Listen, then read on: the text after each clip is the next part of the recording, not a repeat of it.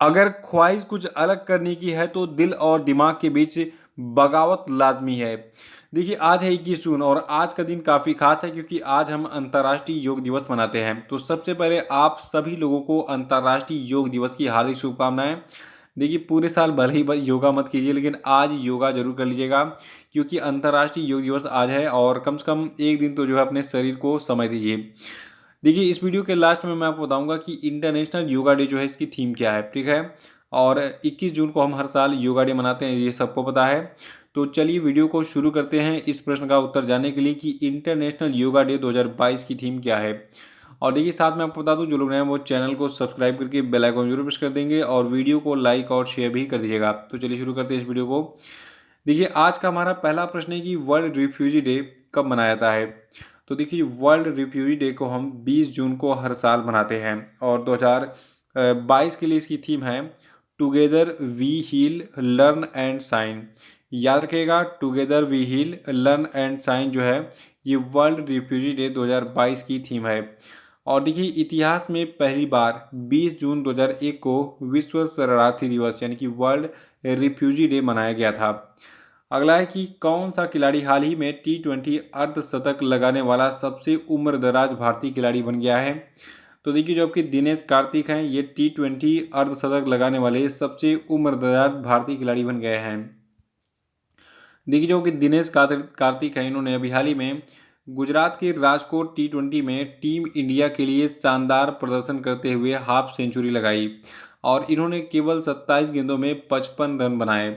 इसके साथ साथ जो आपके दिनेश कार्तिक हैं इनका दक्षिण अफ्रीका के खिलाफ T20 मैचों में ये पहला अर्धशतक भी है।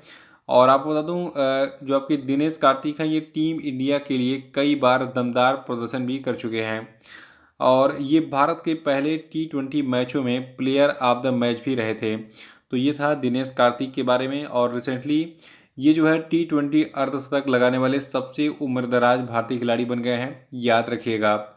नेक्स्ट है कि हाल ही में किस शहर में भारत ने बिम्स्टेक प्रौद्योगिकी हस्तांतरण केंद्र की स्थापना को मंजूरी दी। तो देखिए जो आपका श्रीलंका का कोलंबो है, श्रीलंका के कोलंबो में भारत ने बिम्स्टेक प्रौद्योगिकी हस्तांतरण केंद्र की स्थापना की मंजूरी हाल ही में दी है। और आपको बता दूं जो बिम्स्टेक है, बिम्स्टेक प्रौद्योगिकी हस्तांतरण सुविधा का मुख्य उद्देश्य है टेक्नोलॉजी यानी कि प्रौद्योगिकियों के हस्तांतरण, अनुभवों को साझा करने और क्षमता निर्माण को बढ़ावा देकर बिम्स्टेक सदस्य देशों के बीच समन्वय एवं सहयोग को मजबूत करना। देखिए जो आपका श्रीलंका है तो श्रीलंका के कोलंबो में 30 मार्च 2022 को आयोजित 5वें बिम्स्टेक शिखर सम्मेलन के दौरान बंगाल की खाड़ी बहुक्षेत्रीय तकनीकी और आर्थिक सहयोग पहल जिसको आप बिम्स्टेक के नाम से जानते हैं, तो इसके सदस्य देशों के द्वारा इस बारे में हस्ताक्षर किया गया था। याद रखिएगा इसको। और बिम्स्टेक के बारे में आपको बताने जा रहा हूँ। देखिए एग्ज़ाम में बहुत बार पूछा गया है कि जो आपका बिम्स्टेक है, ठीक है, तो बिम्स्टेक जो है इसका फुल फॉर्म क्या है। तो देखिए बिम्स्टेक का पूरा नाम है bay of Bengal initiative for multi sectoral technical and economic cooperation. और बिम्स्टेक का मुख्यालय कहाँ पे है, बांग्लादेश की राजधानी ढाका में। याद रखिएगा बिम्स्टेक का मुख्यालय बांग्लादेश की राजधानी ढाका में है और इसको स्थापित किया गया था 6 जून 1997 को। और देखिए जो आपका बिम्स्टेक है इसके सदस्य देश आपके हैं India, Bhutan, Bangladesh, Myanmar, Thailand, Nepal और श्रीलंका। तो ये सभी सदस्य देश हैं बिम्स्टेक के। और देखिए जो आपका बिम्स्टेक है, बिम्स्टेक कंट्री जो है कुल मिलाकर पूरी दुनिया का जितना भी जनसंख्या है उसका 21% पॉपुलेशन को जो है ये प्रदर्शित करते हैं। यानी कि इस जितने देशों का मैंने नाम लिया है India, Bhutan, Bangladesh, Myanmar, Thailand, Nepal और श्रीलंका, इन सभी की पॉपुलेशन को अगर जोड़ दिया जाए तो ये पूरी दुनिया का 21% पॉपुलेशन है, याद रखिएगा। ये चीज़ें एग्ज़ाम में पूछी जाती हैं और इसीलिए मैं आपको बता रहा हूँ क्योंकि बहुत सारे बच्चे पहली बार एग्ज़ाम दे रहे हैं, अभी नए नए तैयारी करना शुरू किए हैं, तो उनके लिए इम्पोर्टेंट है कि क्या एग्ज़ाम में पूछा जाता है क्या नहीं पूछा जाता है। वैसे तो देखिए मेरे इस वीडियो में चाहे 10 मिनट का हो, चाहे 20 मिनट का बने, चाहे 15 मिनट का बने, इस वीडियो में जितने भी मैं आपको पॉइंट्स देता हूँ वो सभी एग्ज़ाम में पूछे गए होते हैं या फिर पूछे जाएंगे। तो वो चीज़ें मैं आपको बताता हूँ, इसीलिए आपको सटीक मटेरियल मिलता है और एग्ज़ाम में आप सफलता के झंडे गाड़ के आते हैं। और चौथा प्रश्न कि हाल ही में किस देश की तेज गेंदबाज कैथरीन ब्रंट ने टेस्ट क्रिकेट से संन्यास ले लिया। तो देखिए जो इंग्लैंड की फास्ट बॉलर थी कैथरीन ब्रंट, इन्होंने टेस्ट मैचों से संन्यास ले लिया है। अब ये इंटरनेशनल टेस्ट मैच नहीं खेलेंगी, लेकिन ये वनडे और T20 क्रिकेट खेलना जारी रखेंगी। और आपको बता दूं ये वर्तमान में 36 साल की हैं और ये जो है 51 विकेट के साथ इंग्लैंड की महिला टीम में तीसरी सबसे ज़्यादा टेस्ट विकेट लेने वाली गेंदबाज भी हैं। और जो आपकी कैथरीन ब्रंट हैं, इन्होंने 2004 में इंग्लैंड की राष्ट्रीय टेस्ट टीम में डेब्यू किया था। और पांचवा प्रश्न हमारा है कि हाल ही में किस देश ने अपने तीसरे विमानवाहक पोत जिसका नाम है फूजियान, इसको लॉन्च किया। याद रखिएगा जो आपका फूजियान है ये जो है आपका चीन का तीसरा विमानवाहक पोत है, जो कि कुछ इस प्रकार से दिखता है और इसको अभी हाल ही में चीन ने लॉन्च किया है फूजियान को। देखिए मीडिया रिपोर्टों के अनुसार जो आपका फूजियान विमानवाहक पोत है इसको संघाई के जियांगन शिपयार्ड में एक संक्षिप्त समारोह में अभी हाल ही में लॉन्च किया गया है। और देखिए सरकारी समाचार एजेंसी सिन्हुआ की खबरों के अनुसार फूजियान जो है ये चीन का सबसे उन्नत और पहला पूरी तरीके से स्वदेशी विमान वाहक पोत भी है। तो याद रखिएगा चीन का जो तीसरा विमान वाहक पोत है फूजियान, इसको हाल ही में चीन ने लॉन्च किया। और नेक्स्ट है कि किस अंतर्राष्ट्रीय हवाई अड्डे को विश्व का सर्वश्रेष्ठ हवाई अड्डा 2022 घोषित किया गया है। तो देखिए जो आपका हमद अंतर्राष्ट्रीय हवाई अड्डा कतर है, इसको विश्व का सर्वश्रेष्ठ हवाई अड्डा 2022 घोषित किया गया है। ये प्रश्न सभी परीक्षाओं के लिए इंपॉर्टेंट है, इसको मोस्ट इंपॉर्टेंट टैग करके अलग से नोट कर लीजिएगा। तो इस पेज का स्क्रीनशॉट लेके अपने स्टेटस पे लगा लीजिए, बाकी मैं आपको बताता हूँ आगे इसके बारे में। देखिए अभी हाल ही में ये घोषणा जो है ये फ्रांस के पेरिस में पैसेंजर टर्मिनल एक्सपो में आयोजित sky tracks 2022 world airport award में हुई थी। और देखिए जो विश्व हवाई अड्डा पुरस्कार है, यानी कि जो आपका विश्व का जो सर्वश्रेष्ठ हवाई अड्डा जो घोषित किया गया अभी हाल ही में, ठीक है। तो ये जो है हवाई अड्डा उद्योग के लिए सबसे प्रतिष्ठित पुरस्कार है, जिन्हें सबसे बड़े वार्षिक वैश्विक हवाई अड्डा ग्राहक संतुष्टि सर्वेक्षण में ग्राहकों के द्वारा वोट के आधार पर दिया जाता है। तो जो आपका हमद अंतर्राष्ट्रीय हवाई अड्डा कतर है, ये विश्व का सर्वश्रेष्ठ हवाई अड्डा 2022 घोषित किया गया है। और देखिए दुनिया के जो 20 सबसे सर्वश्रेष्ठ हवाई अड्डे हैं इस सूची में, तो पहले स्थान पर मैंने बता ही दिया है हमद अंतर्राष्ट्रीय हवाई अड्डा कतर है। दूसरे स्थान पर इसमें टोक्यो अंतर्राष्ट्रीय हवाई अड्डा है, हानेडा। और तीसरे स्थान पर इसमें है सिंगापुर चांगी हवाई अड्डा। चौथे स्थान पर आपका है नरीता अंतर्राष्ट्रीय हवाई अड्डा। पांचवें पर है इंचियोन अंतर्राष्ट्रीय हवाई अड्डा। छठवें पर है पेरिस चार्ल्स डी गाल हवाई अड्डा। सातवें स्थान पर है म्यूनिख हवाई अड्डा। आठवें स्थान पर है इस्तांबुल हवाई अड्डा। और इस सूची में 9वें स्थान पर ज्यूरिख हवाई अड्डा है। 10वें पर कंसाई अंतर्राष्ट्रीय हवाई अड्डा है। और 11वें स्थान पर इस सूची में, यानी कि दुनिया के सर्वश्रेष्ठ हवाई अड्डों की सूची में 11वें स्थान पर है हेलसिंकी वांता हवाई अड्डा। 12वें पे है मध्य जापान अंतर्राष्ट्रीय हवाई अड्डा। 13वें पे है हिथ्रो हवाई अड्डा। 14वें स्थान पर दुबई अंतर्राष्ट्रीय हवाई अड्डा है। 15वें स्थान पर एम्स्टर्डम सीफोल हवाई अड्डा है। 16वें स्थान पर मैड्रिड बाराजस हवाई अड्डा है। 17वें स्थान पर कोपेनहेगन हवाई अड्डा है। 18वें स्थान पर गुआंगजो बयून अंतर्राष्ट्रीय हवाई अड्डा है। और 19वें स्थान पर वियना अंतर्राष्ट्रीय हवाई अड्डा है। 20वें स्थान पर इस सूची में है हांगकांग अंतर्राष्ट्रीय हवाई अड्डा। तो दुनिया के शीर्ष 20 हवाई अड्डों के नाम मैंने बता दिए हैं, इसको नोट कर लीजिएगा। और देखिए कुछ हवाई अड्डों को विशेष दर्जा दिया गया है, जैसे कि आपका जो भारत का बेंगलुरु है वहाँ पर जो केम्पेगौड़ा अंतर्राष्ट्रीय हवाई अड्डा है, इसको जो है भारत और दक्षिण एशिया में बेहतरीन क्षेत्रीय हवाई अड्डे के रूप में घोषित किया गया था। और देखिए ग्राहकों ने एक वैश्विक अध्ययन में हर साल सबसे बड़ी ग्राहक सेवा के साथ हवाई अड्डे के लिए, यानी कि कौन सा हवाई अड्डा, जो बेंगलुरु में BLR हवाई अड्डा है, ठीक है, तो इसके लिए मतदान किया और BLR हवाई अड्डे को ये सम्मान दिया। और देखिए जो सिंगापुर चांगी हवाई अड्डा है, इसको विश्व का सर्वश्रेष्ठ हवाई अड्डा कर्मचारी सेवा और विश्व का सर्वश्रेष्ठ हवाई अड्डा भोजन घोषित किया गया है। यानी कि कर्मचारी सेवा और भोजन की श्रेणी में सिंगापुर के चांगी हवाई अड्डे को दुनिया का सर्वश्रेष्ठ हवाई अड्डा घोषित किया गया है, श्रेणी बना दी गई है। और देखिए जो इस्तांबुल हवाई अड्डा है, इसको दुनिया के सबसे अच्छे हवाई अड्डा, खरीदारी और सबसे परिवार के अनुकूल हवाई अड्डा घोषित किया गया है। और देखिए जो आपका टोक्यो होनेडा हवाई अड्डा है, इसने दुनिया के सबसे स्वच्छ हवाई अड्डे, दुनिया के सर्वश्रेष्ठ घरेलू हवाई अड्डे और एशिया में सर्वश्रेष्ठ हवाई अड्डे और सर्वश्रेष्ठ हवाई अड्डे के PRM और सुलभ सुविधाओं के रूप में पुरस्कृत किया है। और देखिए जो रियाद में किंग खालिद अंतर्राष्ट्रीय हवाई अड्डा है, इसने दुनिया के सबसे बेहतर हवाई अड्डे के रूप में पुरस्कार हासिल किया है। और जो आपका नागोया के चुबू सेंट्रियोर अंतर्राष्ट्रीय हवाई अड्डा है, इसको विश्व के सर्वश्रेष्ठ क्षेत्रीय हवाई अड्डा के रूप में घोषित किया गया है। और जो आपका कोपहेगन हवाई अड्डा है, इसने जो है विश्व का सर्वश्रेष्ठ हवाई अड्डा आप्रवासन प्रसंस्करण पुरस्कार जीता है।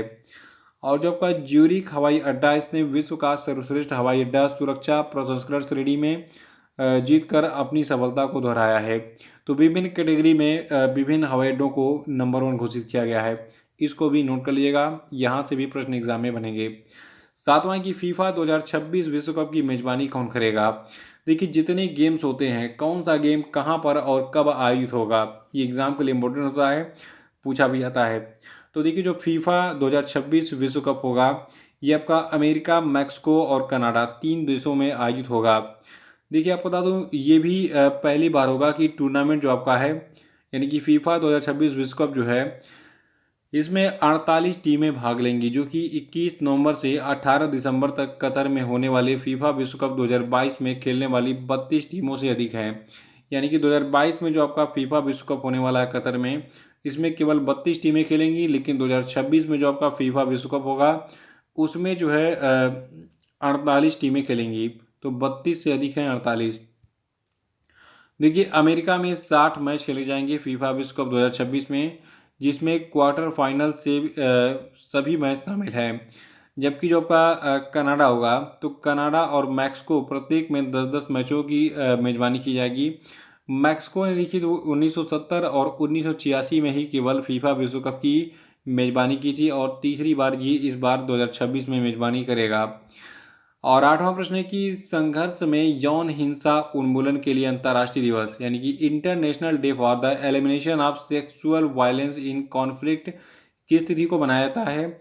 तो देखिए संघर्ष में यौन हिंसा उन्मूलन के लिए जो अंतर्राष्ट्रीय दिवस है, ये 19 जून को हर साल सेलिब्रेट किया जाता है। और 2022 के लिए इसका विषय रखा गया है संरक्षण के रूप में रोकथाम, संघर्ष से संबंधित यौन हिंसा की संरचनात्मक और परिचालन रोकथाम को बढ़ाना। और नवा प्रश्न है कि राष्ट्रमंडल खेलों 2022 के लिए 37 सदस्यीय एथलेटिक्स टीम का नेतृत्व कौन करेंगे। तो देखिए कॉमनवेल्थ गेम्स, यानी कि राष्ट्रमंडल खेलों 2022 के लिए जो 37 सदस्यीय टीम बनाई गई है एथलीटों की, इसका नेतृत्व करेंगे नीरज चोपड़ा, जो कि एक जैवलिन थ्रोअर हैं और ये गोल्ड मेडलिस्ट हैं ओलंपिक गेम के। देखिए जो कॉमनवेल्थ गेम यानी कि राष्ट्रमंडल खेल 2022 होगा, ये आपका इंग्लैंड के बर्मिंघम में आयोजित होगा। नोट कर लीजिएगा, ये प्रश्न एग्जाम के लिए इम्पोर्टेंट है। तो कॉमनवेल्थ गेम 2022 जो है, ये इंग्लैंड के बर्मिंघम में 28 जुलाई से 8 अगस्त 2022 तक चलेगा। और यहाँ पर कुल एथलीट पार्टिसिपेट करेंगे 5054। और देखिए इसमें कुल जो है 72 कॉमनवेल्थ नेशन जो है ये पार्टिसिपेट करेंगे, याद रखिएगा इसको। और 10वां प्रश्न है कि कॉमनवेल्थ गेम 2022 होगा, इसके लिए भारत ने हॉकी टीम का कप्तान किसको बनाया है। ये प्रश्न भी आपके एग्जाम के लिए इम्पोर्टेंट है। देखिए जो 2022 का कॉमनवेल्थ गेम आयोजित होने वाला है, इसमें भारतीय हॉकी टीम का नेतृत्व करेंगे मनप्रीत सिंह, यानी कि ये कैप्टन बनाए गए हैं। देखिए 29 जुलाई से शुरू होने वाला जो राष्ट्रमंडल गेम्स है, तो इसके लिए हॉकी टीम का ऐलान कर दिया गया है, और इसका नेतृत्व करेंगे कैप्टन के रूप में मनप्रीत सिंह। जबकि जो हरमनप्रीत सिंह है, इनको उप कप्तान बनाया गया है इस हॉकी टीम का। देखिए भारत को पूल बी में इंग्लैंड, कनाडा, वेल्स और घाना के साथ रखा गया है। और भारत जो है अपनी टीम के साथ अपना अभियान जो है, इसकी शुरुआत 31 जुलाई को घाना के खिलाफ करेगा। यहाँ पे पूरी टीम का मैंने नाम बताया है, ठीक है, नाम लिखा हुआ है कि कौन गोलकीपर, कौन डिफेंडर, कौन मिडफील्डर और कौन फॉरवर्ड का काम करेगा, जो आपका कॉमनवेल्थ गेम्स होगा उसमें हॉकी टीम में। तो देखिए मैं आपको बता देता हूँ नाम कौन कौन जो है खेलने जा रहा है हॉकी, कहाँ पर, कॉमनवेल्थ गेम में। देखिए जो इंडियन हॉकी टीम है, इसमें गोलकीपर के रूप में PR श्रीजेश और कृष्ण बहादुर पाठक शामिल हैं। डिफेंडर के रूप में वरुण कुमार, सुरेंद्र कुमार, हरमनप्रीत सिंह और अमित रोहिदास, जुगराज सिंह और जर्मनप्रीत सिंह शामिल हैं। और देखिए मिडफील्डर के रूप में मनप्रीत सिंह, हार्दिक सिंह, विवेक, सागर प्रसाद, शमशेर सिंह और आकाशदीप सिंह और नीलकांत शर्मा शामिल होंगे। और फॉरवर्ड के रूप में जो है इसमें मनदीप सिंह और गुरजंत सिंह, ललित कुमार उपाध्याय और अभिषेक शामिल होंगे। तो ये है पूरी की पूरी हॉकी टीम जो कॉमनवेल्थ गेम 2022 में इंडियन टीम को लीड करेगी। और 11वां प्रश्न है कि हाल ही में किसने अंडर 15 एशियाई जूनियर स्क्वैश चैंपियनशिप में स्वर्ण पदक जीता है। तो देखिए जो अनाहत सिंह हैं इन्होंने अंडर 15 एशियाई जूनियर स्क्वैश चैंपियनशिप में हाल ही में स्वर्ण पदक जीता है। आपको बता दूं भारतीय खिलाड़ी अनाहत सिंह ने थाईलैंड के पटाया में एशियाई जूनियर स्क्वैश चैंपियनशिप में लड़कियों के अंडर 15 वर्ग में ये स्वर्ण पदक जीता है। और जानकारी के अनुसार जो 14 वर्षीय अनाहत सिंह हैं इन्होंने फाइनल में हांगकांग की क्वाग एना को 3-0 से हराकर शीर्ष स्थान हासिल किया और ये टूर्नामेंट में एक भी गेम गंवाए बिना फाइनल में पहुंची थी। और ये इस साल के अंत में यानी कि जो अनाहत सिंह हैं इनके बारे में एक जानकारी और है कि ये इस साल 2022 के अंत में फ्रांस के नैन्सी में विश्व जूनियर स्क्वैश चैंपियनशिप में भारत का लीडरशिप भी करने वाली सबसे कम उम्र की खिलाड़ी बनेंगी। 12वां प्रश्न की निम्न में से किस देश को फाइनेंशियल एक्शन टास्क फोर्स की ग्रे लिस्ट में बरकरार रखा गया है। तो देखिए पाकिस्तान को जो है फाइनेंशियल एक्शन टास्क फोर्स की ग्रे लिस्ट में बरकरार रखा गया है। और सबसे मज़े वाली बात है कि पाकिस्तान को जून 2018 के बाद से ही फाइनेंशियल एक्शन टास्क फोर्स की निगरानी सूची में रखा गया है। देखिए किसी भी देश को फाइनेंशियल एक्शन टास्क फोर्स की ग्रे लिस्ट में क्यों रखा जाता है, क्योंकि वो आतंकवादियों को फंडिंग देता है। देखिए आतंकी संगठनों और आतंकवादियों को अंतर्राष्ट्रीय फंडिंग की रोकथाम के लिए गठित जो फाइनेंशियल एक्शन टास्क फोर्स है इसकी निगरानी सूची यानी कि जो ग्रे लिस्ट है इसमें पाकिस्तान अभी बना रहेगा। और ये इस सूची में सबसे ज़्यादा लंबे समय तक बने रहने वाला देश है, 2018 से ही जो है अब तक बना हुआ है। देखिए जो फाइनेंशियल एक्शन टास्क फोर्स है इसको हिंदी में वित्तीय कार्रवाई दल कहते हैं हम। तो इसका मुख्यालय आपका है पेरिस के फ्रांस में, और फ्रांस के पेरिस में, और प्रेसिडेंट इसके हैं मार्कस प्लेयर। और फाइनेंशियल एक्शन टास्क फोर्स की स्थापना 1989 में हुई थी। ऑफिशियल लैंग्वेज इसकी है इंग्लिश और फ्रेंच। 13वां प्रश्न हमारा है इंटरनेशनल योगा डे कब मनाया जाता है। तो देखिए इंटरनेशनल योगा डे को हम 21 जून को मनाते हैं। 2022 के लिए इसकी थीम है योगा फॉर ह्यूमैनिटी। याद रखेगा, एक नंबर आपको ये दिलाएगा। तो योगा फॉर ह्यूमैनिटी जो है ये इंटरनेशनल योगा डे 2022 का थीम है। देखिए जो इंटरनेशनल योगा डे है यानी कि अंतर्राष्ट्रीय योग दिवस है, इसको मनाने की शुरुआत 2015 में प्रधानमंत्री मोदी ने की थी। देखिए मोदी जी ने संयुक्त राष्ट्र संघ की बैठक में योग दिवस मनाने का प्रस्ताव रखा था और ये प्रस्ताव 11 दिसंबर 2014 को रखा गया था। और फिर उसके बाद फिर जो है 2014 में मीटिंग में जो है ये सब पर सहमति बनी सारे देशों की कि चलो ठीक है अब हम 21 जून को अंतर्राष्ट्रीय योग दिवस मनाएंगे। और इसी के बाद फिर 2015 से ये हर साल मनाया जाने लगा। तो 2015 में पहला इंटरनेशनल योगा डे मनाया गया था। इसको याद रखेगा, ये प्रश्न भी एग्जाम में पूछा गया है। तो ये थे आपके आज के सभी महत्वपूर्ण प्रश्न और अब हम बात करेंगे आज के सभी क्वेश्चन अपडेट पे। देखिए आज क्वेश्चन अपडेट का पहला प्रश्न है कि विश्व सिकल सेल जागरूकता दिवस कब मनाया गया, बताइए। और नेक्स्ट है कि 10 जून 2022 को समाप्त हुए सप्ताह के दौरान जो भारत का विदेशी मुद्रा भंडार है ये 4.59 बिलियन डॉलर की बढ़ोतरी के साथ कितना हो गया, बताइए। और तीसरा कि कौन सा देश 2022 में एससीओ की क्षेत्रीय आतंकवाद विरोधी संरचना बैठक का मेजबान था, बताइए। चौथा है कि हाल ही में यूरोप के सबसे बड़े स्टार्टअप सम्मेलन जिसका नाम है विवा टेक, इसमें किस देश को वर्ष के देश यानी कि कंट्री ऑफ द ईयर के रूप में मान्यता दी गई, बताइए। और पांचवा प्रश्न आपके लिए कि हाल ही में किस संस्थान ने 2022 ग्लोबल ट्रेंड्स रिपोर्ट जारी की है, बताइए। और अब हम बात करेंगे कल के पूछे गए सभी क्वेश्चन अपडेट के सही उत्तरों की। देखिए का पहला प्रश्न था कि अंतर्राष्ट्रीय पिकनिक दिवस कब मनाया गया। तो देखिए अंतर्राष्ट्रीय पिकनिक दिवस 18 जून को मनाया जाता है। और दूसरा प्रश्न जो आपका है कि हाल ही में अग्निपथ योजना के व्यापक विरोध के बाद केंद्र सरकार ने केंद्रीय सशस्त्र पुलिस बलों और असम राइफल्स भर्ती में अग्निवीरों के लिए कितने % आरक्षण की घोषणा की है। तो देखिए ये आरक्षण आपका 10% का है। तीसरा था कि हाल ही में पीएम मोदी ने किस राजभवन में जल भूषण भवन और क्रांतिकारियों की गैलरी का उद्घाटन किया है। तो देखिए ये राजभवन आपका है मुंबई का। और चौथा प्रश्न था कि सोमालिया के नए प्रधानमंत्री कौन बने हैं। तो देखिए व्यक्ति आपके हैं हमजा आब्दी बर्रे। और पांचवा था कि हाल ही में महाराष्ट्र में महिलाओं को आर्थिक रूप से सशक्त करने के लिए लिंक्ड इन और संयुक्त राष्ट्र की महिलाओं ने हाथ मिलाया, जिसके तहत जो आपका लिंक्ड इन है ये कितने लाख डॉलर का निवेश करेगी। तो ये टोटल 5 लाख डॉलर का निवेश करेगी। तो इसी के साथ ये वीडियो समाप्त होता है। जय हिंद, जय भारत।